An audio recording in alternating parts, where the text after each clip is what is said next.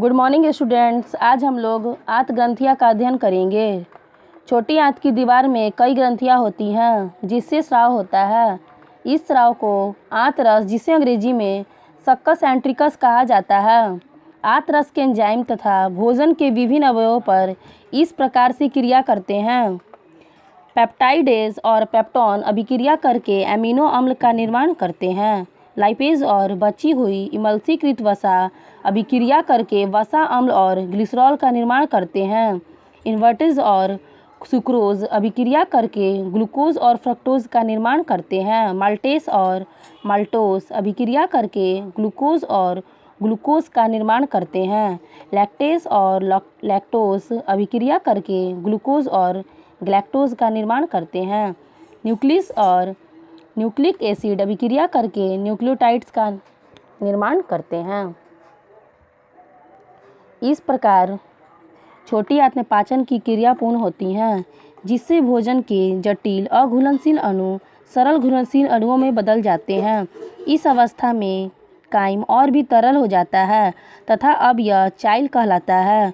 चाइल के पचे हुए भोजन का अवशोषण इलियम के विलाई के द्वारा होता है। अवशोषण के उपरांत सरल भोजन विलाई में स्थित रुधिर कोशिकाओं के रुधिर में मिल जाते हैं तथा रुधिर संचार के द्वारा विभिन्न भागों में वितरित हो जाते हैं। अब बड़ी आंत, जिसे अंग्रेजी में लार्ज इंटेस्टाइन कहते हैं, का अध्ययन करेंगे। छोटी आंत आहार नाल के अगले भाग बड़ी आंत में खुलती हैं। बड़ी आंत के दो भाग होते हैं, पहला कोलन, दूसरा मलाशय, जिसे अंग्रेजी में रेक्टम कहते हैं, होता है।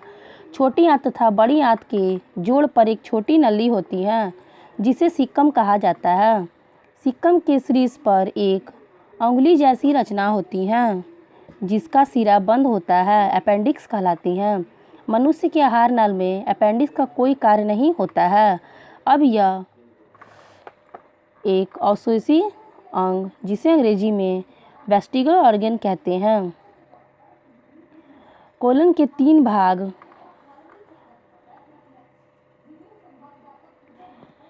ऊपरीगामी कोलन, जिसे अंग्रेजी में स्कैंडिंग कोलन, अनुप्रस्थ कोलन, जिसे अंग्रेजी में ट्रांसवर्स कोलन, तथा उदोगामी कोलन, जिसे अंग्रेजी में डिस्केंडिंग कोलन कहते हैं। उदोगामी कोलन रेक्टम में खुलता है, जो अंत में मल द्वार, जिसे अंग्रेजी में एनस कहते हैं, के द्वारा शरीर के बाहर खुलता है। अपचा भोजन इलियम से कोलन में से होते हुए रेक्टम में पहुंचता है।